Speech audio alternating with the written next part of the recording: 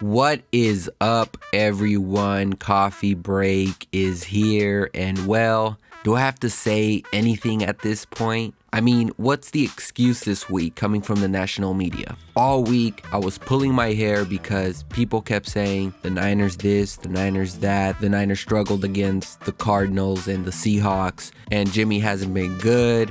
Jimmy makes those mistakes. His defense have been leaking oil. My goodness. The Packers just got mollywopped on Sunday Night Football. And the Niners, who people have doubted all year and continue to doubt, honestly, prove again they are above primetime. They are the best team in the NFL. They are the bar. They set the bar, and they have set the tone early in this one. They proved it again last night. And I mean, the theme of the year has been the Niners week in and week out. When everyone thinks their backs are against the wall, they come in and answer the bell every time. And for a young, inexperienced team, it's unheard of. It really is. It's really impressive. This team has come a long way. And I mean, let's talk about this defense. This defense is not only the best in football, but it's starting to perform better than the Harbaugh defense. Yes, that defense that includes Willis, Bowman, Justin Smith, and those boys who I have mad respect for.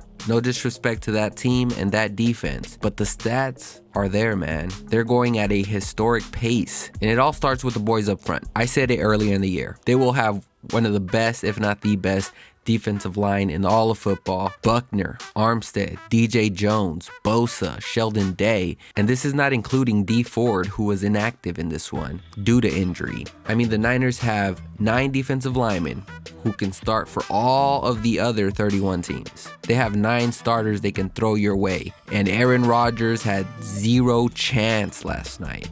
He got sacked 5 times. The Niners had 10 quarterback hits. They were just all over him. And a guy I know you guys have been telling me I haven't given a lot of credit to is Fred Warner. And Warner is my guy. I mean, I loved him since college. And honestly, I think we've all been mesmerized with the talent up front. But Warner is playing at a Pro Bowl level. You would think the loss of Quan Alexander would have some sort of impact, but this defense has kind of stayed in stride. Warner has always been the general and leader going back to last year. I mean, last night he was popping dudes at the line of scrimmage, just being greedy with the yardage. That's the tough linebacker we are used to here in these neck of the woods. Warner has balled out all year. And now I want to get to my last point about the defense. And I want to talk about the secondary. Going into the year, I thought this would be a weak point for the Niners. Health was always a factor, but you look at Witherspoon, we were all thinking, can he take it to the next level? He has. Tart and Sherman, can they stay healthy on the football field? They have. Knock on wood. But a guy who I didn't see coming, a guy who has always been hurt and never could get the things to work out is, of course, Jimmy Ward. And Jimmy Ward is a great example of a team knowing what they had on a guy and going out of their way to re-sign him and gamble on the move. The Niners took a lot of criticism earlier in the year when they re-signed him. And I remember making a video on it, and I was really critical. And I thought to myself, Jimmy is a quiet dude. He must be the greatest team player of all time.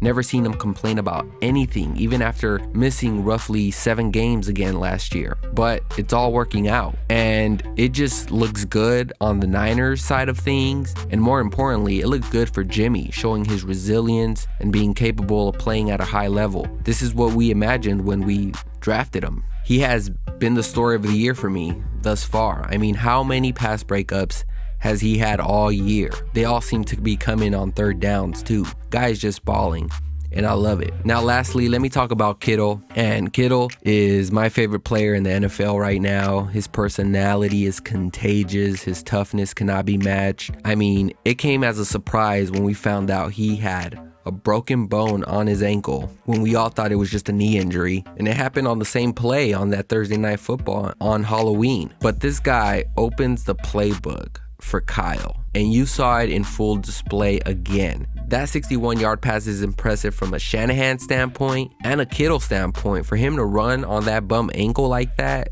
sheesh. I mean, the man is the best tight end in all of football. Enough said. He is very important to this offense, and it showed again. last night. But anyways, guys, let me get your thoughts on this game. How exciting was it down there at Levi Stadium? Talk about another beatdown the Niners handed out on the national stage. And I hate that the talk is still, can Jimmy step up when they'll need him to? Well, he wasn't needed in this one. With that defense, you can forget about everything else. The Niners can and will have a shot against any team out there. But go ahead and drop your comments below. Also, here are your comments left on my previous video. I want to thank you all for watching, and as always, we'll see you on the next one, guys. Peace.